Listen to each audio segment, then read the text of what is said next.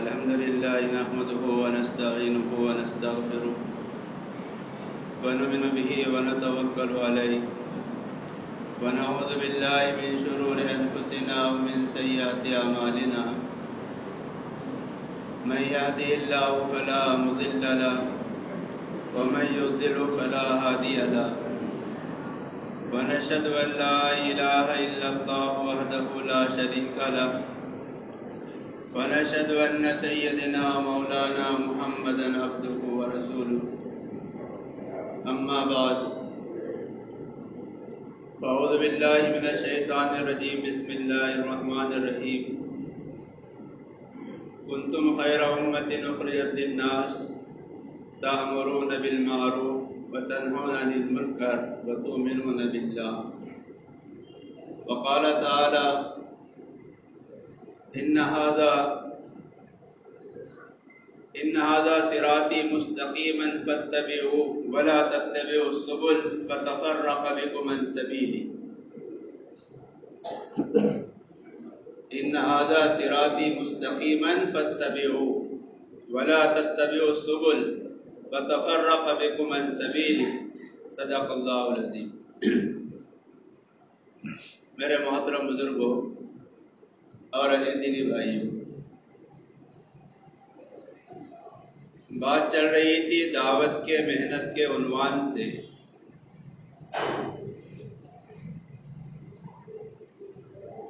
کہ دعوت کی محنت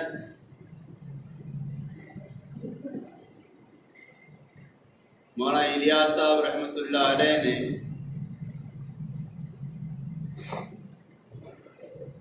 جو بنیاد ڈالی تھی، جس سے عمومی طور پر ہر طبقے کو فائدہ ہو رہا تھا،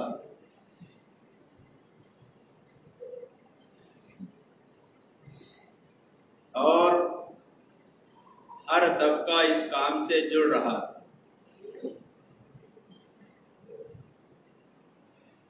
اور علماء حق کی تائید اس کے ساتھ جاری اور ساری تھی۔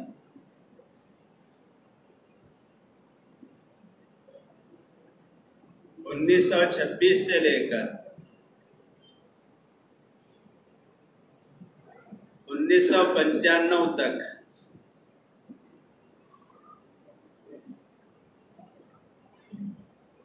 یہ 3 بزرگوں کا دور گزرا۔ مولانا الیاس صاحب رحمۃ اللہ علیہ، مولانا یوسف صاحب رحمۃ اللہ علیہ اور مولانا انعام الحسن صاحب رحمۃ اللہ علیہ۔ ان تینوں دوروں میں کسی قسم کا کوئی اختلاف، کوئی انتشار امت نے نہیں دیکھا۔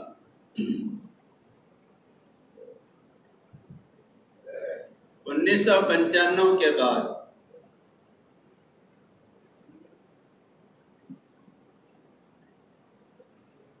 دو 2013 میں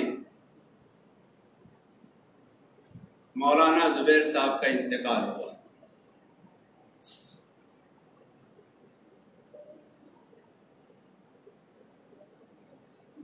گویا کہ 1926 سے لے کر 2013 تک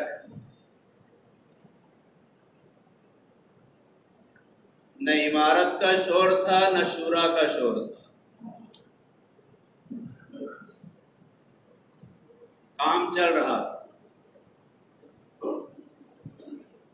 ان 3 بڑے بڑے بزرگوں نے نہ عمارت کا دعویٰ کیا اور نہ کوئی اور دعویٰ کیا، کام چلتا رہا، دنیا میں کام پھیلتا رہا، سکون اور اطمینان۔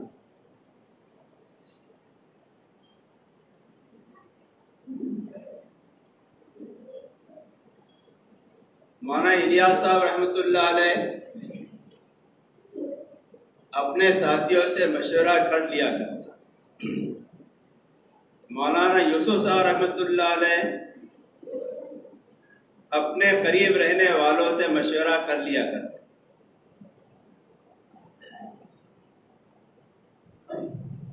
چاہے اس کو شورا کا نام دو چاہے نہ دو،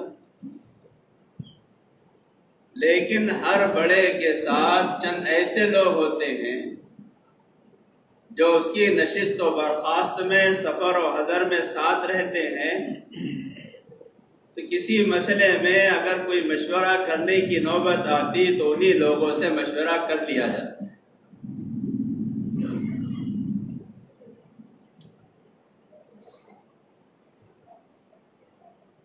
1995 میں 9 جون کو 10 محرم کو مولانا انعام الحسن صاحب رحمۃ اللہ علیہ کے انتقال ہوا۔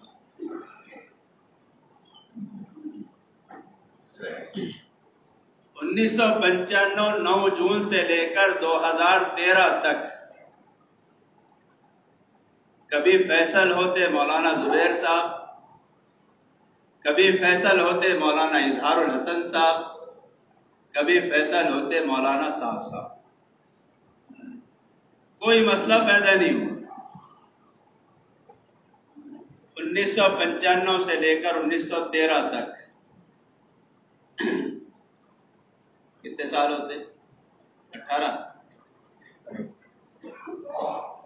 13 اور 5 18۔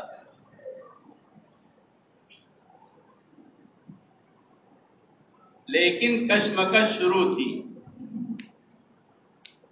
1995 کے بعد ہی سے کشمکش شروع ہو چکی۔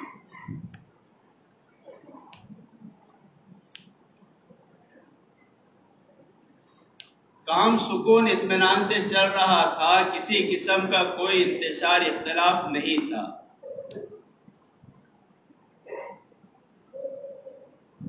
علماء دیوبند کی پوری تائید کام کے ساتھ اور کام کرنے والوں کے ساتھ تھی۔ تو تھوڑا یہ بھی سمجھانا پڑے گا کہ علماء دیوبند ہے کیا، کون سی بلا کا نام ہے۔ علماء دیوبند جو کہا جاتا اور دیوبندی جو کہا جاتا، یہ جگہ کی طرف نسبت کر کے نہیں ہے، بلکہ ایک مکتبہ فکر ہے، ایک سوچ ہے، ایک مسلک ہے۔ مذہب کے اعتبار سے تو ہم احناف ہیں، سب حنفی ہیں۔ علماء دیوبند کا مطلب یہ ہے کہ علماء دیوبند کی ایک سوچ، ایک نظریہ، ایک فکر، ایک مسلک۔ وہ نظریہ، وہ فکر، وہ سوچ، وہ مسلک کیا ہے؟ سنت و شریعت کے مطابق چلیں گے، سنت و شریعت کے مطابق فیصلے کریں گے، اور سنت و شریعت کے خلاف اگر کوئی بھی جاتا ہے، وہ چاہے دنیا کا کتنا ہی بڑا کیوں نہ ہو، اس کا تعاقب کریں گے اور اس کے اوپر تنقید کریں گے اور اس سے کہیں گے کہ یہ سنت و شریعت کے خلاف ہے، چاہے وقت کا کتنا ہی بڑا عالم کیوں نہ ہو، اور اس میں کسی ملامت کرنے والے کی ملامت کی پرواہ ہرگز نہیں کرتے۔ یہ ہے دار علماء دیوبند۔ اب چاہے وہ دیوبند سے فارغ ہو، چاہے سہارنپور سے فارغ ہو، چاہے ندوہ سے فارغ ہو، چاہے گجرات سے فارغ ہو، چاہے پڑوس کے ملک ہی کے کیوں نہ ہو، جو اس نظریے پر رہے گا، جو اس مسلک پر رہے گا، جو اس فکر پر رہے گا، وہ علماء دیوبند میں شمار ہو۔ اور اگر اس نظریے پر نہیں ہے اور اس مسلک پر نہیں ہے تو چاہے دیوبند سے فارغ ہی کیوں نہ ہو اور وہ اپنے آپ کو قاسمی ہی کیوں نہ لکھتا ہو، وہ علماء دیوبند کی فہرست میں شمار نہیں ہوگا۔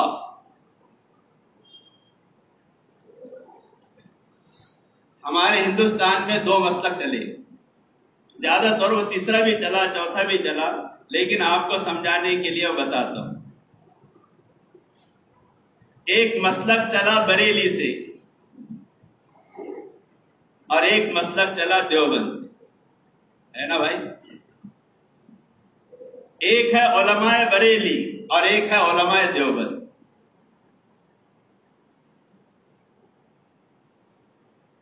تبلیغ کی بنیاد جب رکھی گئی اسی وقت سے یہ بات طے ہوئی طریقہ کار تو مولانا الیاس رحمت اللہ علیہ کا ہوگا، لیکن فکر اور سوچ اور نظریہ علماء دیوبند کا ہوگا۔ یہ بات سمجھنے کی، فکر اور سوچ اور مسلک یہ علماء دیوبند،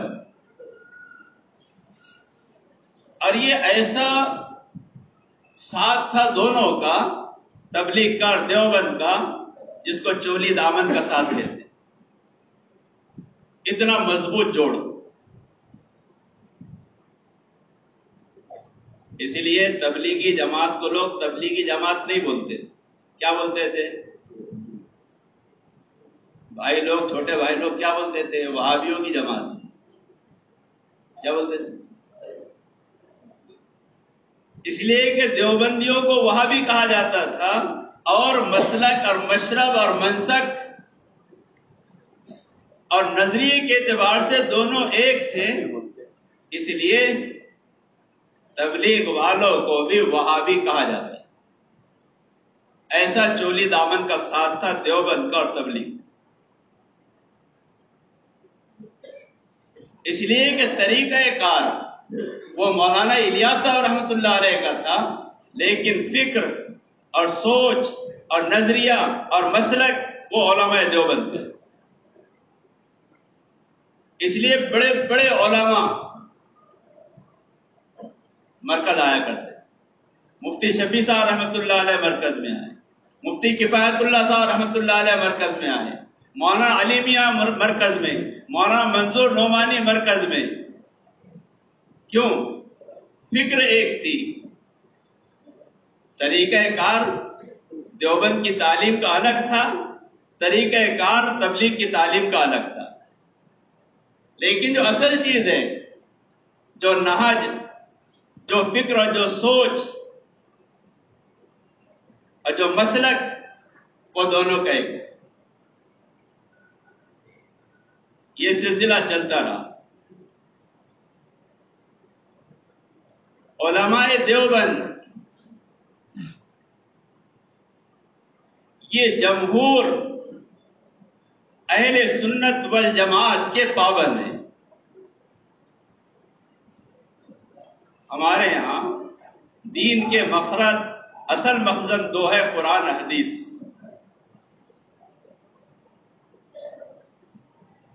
تفسیر میں جمہور مفسرین کی رائے کو اختیار کیا جاتا ہے، حدیث میں جمہور محدثین کی رائے کو اختیار کیا جاتا ہے، فقہ میں جمہور فقہا کے قول کو اختیار کیا جاتا ہے۔ اس سے الگ نہیں گئے۔ جو الگ گیا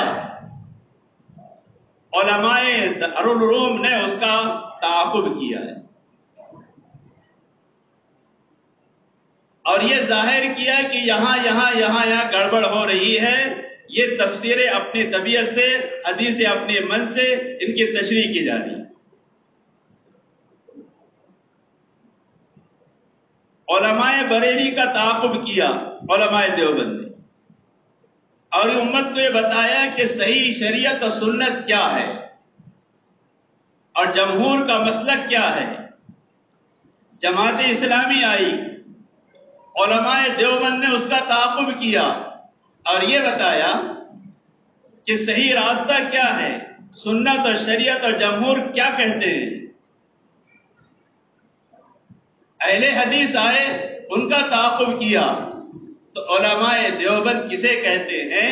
علماء دیوبند کا مسلک اور مشرب اور نظریہ یہ ہے کہ سنت و شریعت کے مطابق ہو سارے کام۔ جب ان تین اکابرین کے زمانے کے اندر جوڑ رہا دونوں کا، طریقہ کار مولانا الیاس صاحب رحمۃ اللہ علیہ کا، اور مسلک اور فکر جو تھی، سوچ جو تھی، وہ دیوبند کی۔ لیکن مولانا انعام الحسن صاحب رحمۃ اللہ علیہ کے انتقال کے بعد جو دور آیا اس دور میں دو چیزیں ہوئی. پہلی چیز تو یہ ہوئی کہ اس طریقہ کار کو بدلنا شروع کر دیا گیا جو طریقہ کار مولانا الیاس، مولانا یوسف اور مولانا انعام الحسن صاحب رحمۃ اللہ علیہ کے زمانے میں تھا.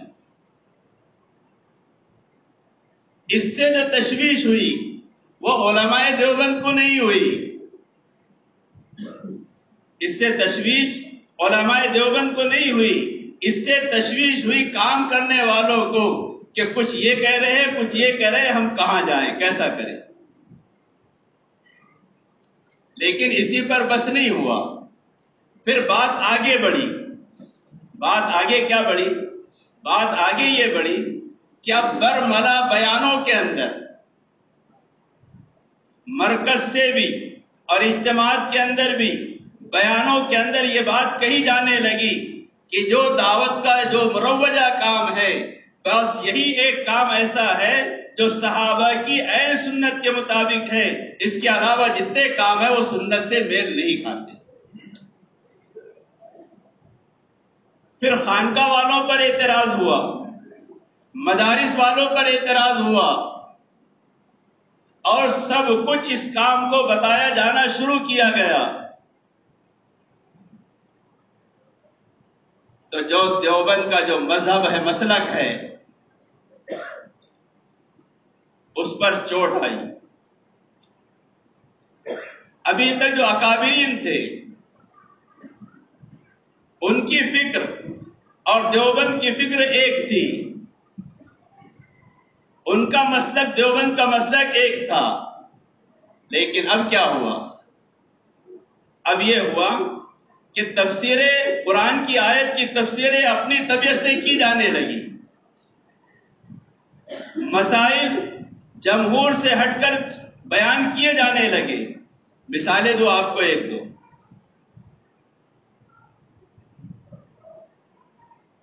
مسئلہ بتایا گیا، اپنے کانوں سے میں نے سنا. یہ جو بڑا موبائل ہے نا، کون سا موبائل بولتے ہیں اس کو؟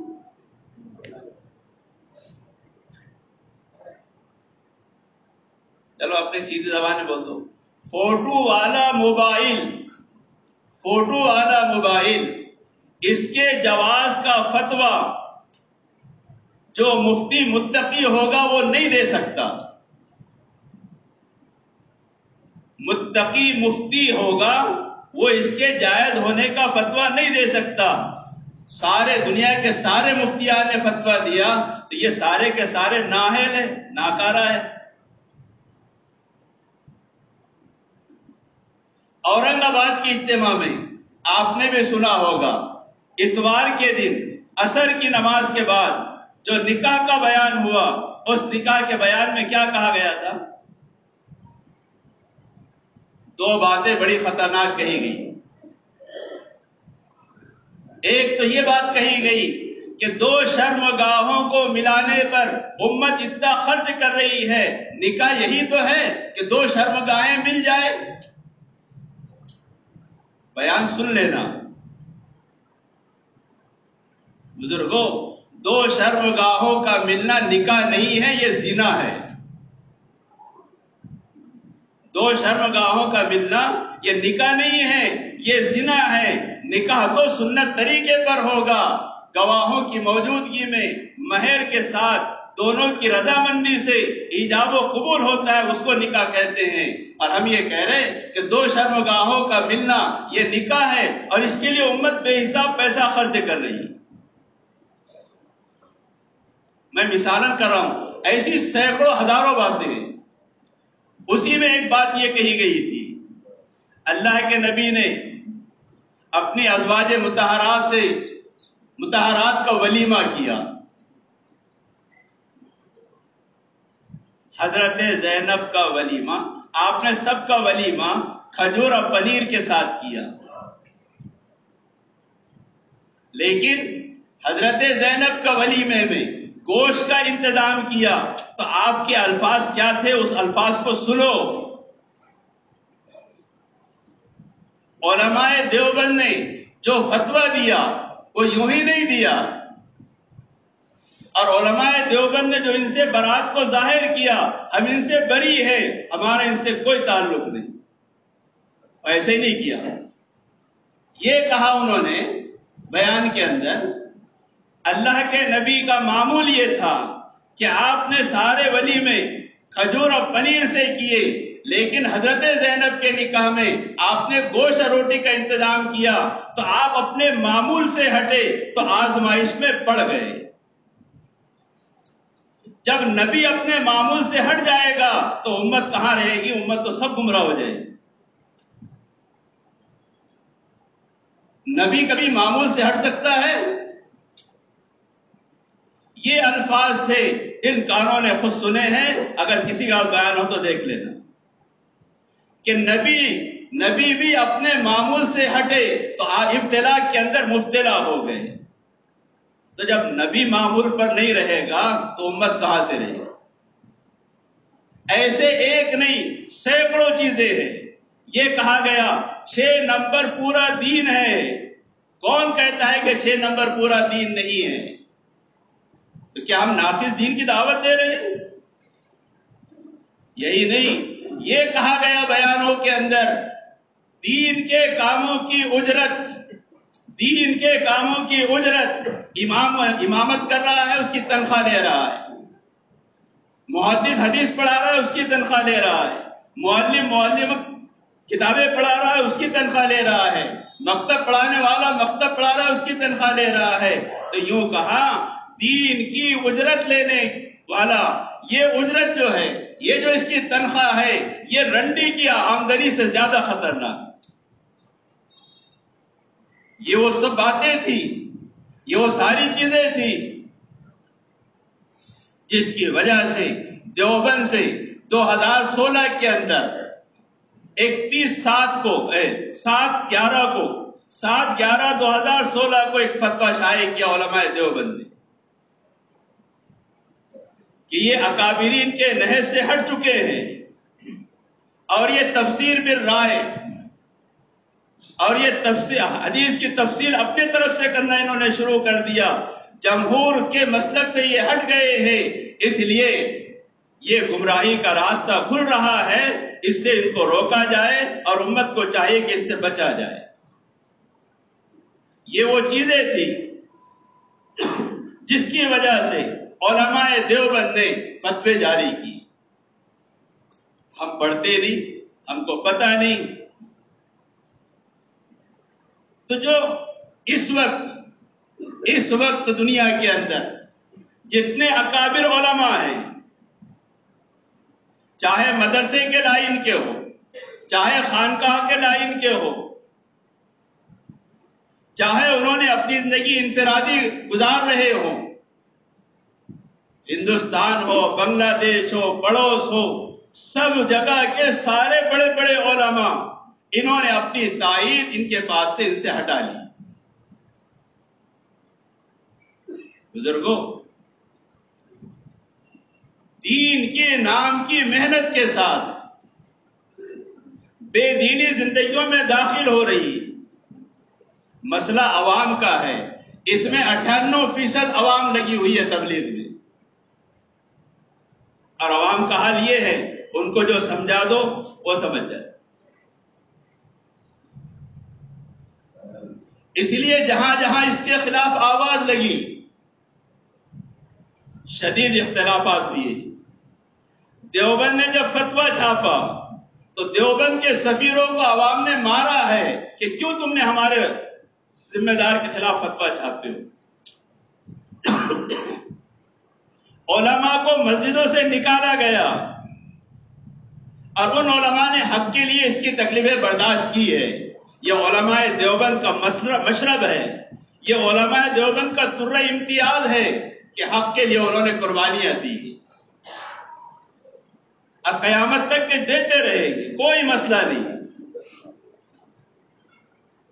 علماء دیوبند کی ایک شان ہے، علماء دیوبند کا ایک مقام ہے، انہی کی برکت ہے کہ ہندوستان میں، پڑوس کے ملک میں اور بنگلہ دیش میں دین اپنی صحیح شکل صورت کے اندر موجود ہے۔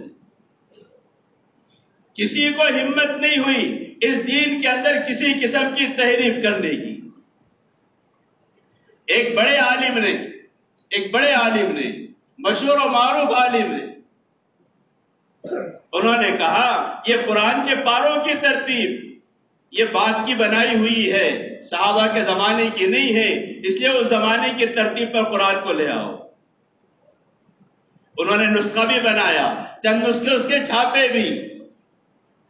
بات صحیح تھی، بات حقیقت تھی، واقعہ بالکل صحیح تھا، لیکن علماء دیوبند نے یہ کہا اگر ہم نے اس کو چھیڑا تو اس کے اندر تماشے ہو جائیں گے، یہ قرآن کھیل بن جائے گا، ہر ایک اپنے حساب سے قرآن کو چھاپنا شروع کر دے گا، جو چلا آ رہا ہے اور جس پر امت متفق ہو چکی ہے وہ ویسے ہی رہنا چاہیے۔ یہ علماء دیوبند کا طرح امتیاز ہے۔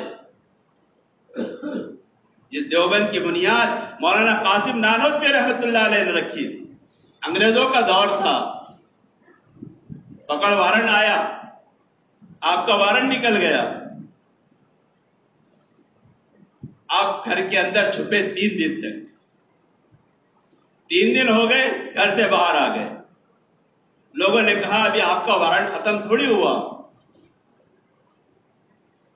کم وارنٹ کے ڈر سے نہیں چھپا، جناب محمد رسول اللہ صلی اللہ علیہ وسلم غار ثور میں 3 دن چھپے تھے، اس سنت پر عمل کرنے کے لیے چھپا ہو۔ اب 3 دن سے زیادہ چھپنے کی اجازت نہیں ہے، مہینوں نہیں چھپے، 3 دن۔ وہ بنیاد مولانا حسین احمد مدنی رحمت اللہ علیہ، یہ ہے وہ دارالعلوم دیوبند کے مردہ مجاہد۔ تو لوگوں نے کہا حضرت انگریز آپ کے قتل کے ڈر پہ ہیں، کہا موت سے نہیں ڈرتا، بغل میں سے تھیلی نکالی اور کہا کفن ساتھ میں لے کر چلتا ہوں۔ ایک مرتبہ بیان دے رہے، انگریز کی فوج آ گئی، پولیس آ گئی، کہا حضرت یہ آپ پر حملہ کر دیں گے، تو آپ نے اشعار پڑھے، وہ لیے پھرتی ہے بلبل چوچ میں گل، شہید ناز کی تربت کہاں ہے، کھلونا سمجھ کے برباد نہ کرنا، ہم بھی کسی کے بنائے ہوئے ہیں۔ یہ شعر کا پڑھے اور بیان شروع کر۔ یہ علماء دیوبند جنہوں نے دین کے اندر کسی قسم کی تحریف کو کبھی برداشت نہیں کیا، چاہے تحریف کرنے والا کوئی بھی ہو۔ بزرگوں، اس وقت جو اختلاف اور اس وقت جو حالات بگڑے ہیں اس کی خالص وجہ یہ ہے کہ طریقہ کار تو مولانا الیاس صاحب رحمۃ اللہ علیہ کا تھا، لیکن فکر اور مسلک اور سوچ یہ علماء دیوبند کی تھی، اور تبلیغ کا اور دیوبند کا چولی دامن کا ساتھ تھا، یہ الگ نہیں ہوئی، اس لیے ان کو دیوبندی کہا جاتا تھا، ان کو وہابی کہا جاتا تھا۔ وجہ کیا تھی؟ ایک ساتھ تھا، لیکن جب وہ فکر بدل گئی، نہج سے علماء دیوبند کو کوئی تعلق نہیں، نہج تو کم زیادہ ہو سکتا ہے، لیکن اصل جو نظریہ ہے، جو فکر ہے، جو جمہور اہل سنت والجماعت کا مسلک ہے، جس میں آزادی نہیں ہے، پابند ہے، پابند، یہاں پابندی ہے۔ آزادی تو آدمی کو کہیں بھی لے جا کے پھینک دیتی، اس سے جو آزاد ہونا چاہا اس پر انہوں نے بریک لگایا علماء دیوبند۔ بس یہاں بھی یہی ہوا۔ اس لیے بزرگوں، علماء کے پیچھے چلو، علماء کی توہین مت کرنا، علماء کو بے عزتی مت کرنا، علماء کو حقارت کی نظر سے مت دیکھنا۔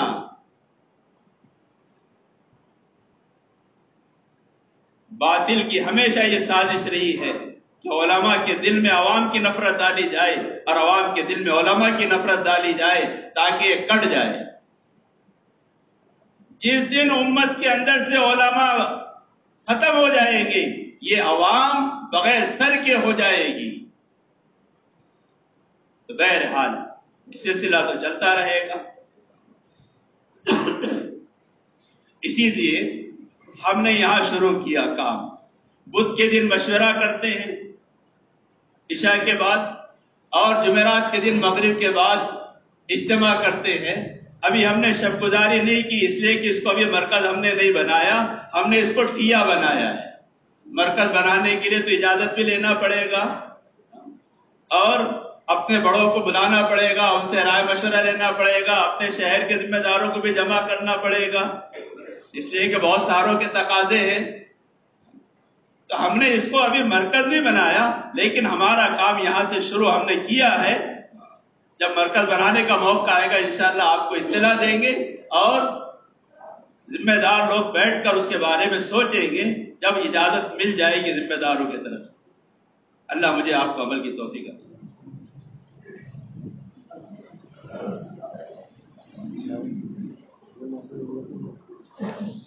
دنیا میں مسئلہ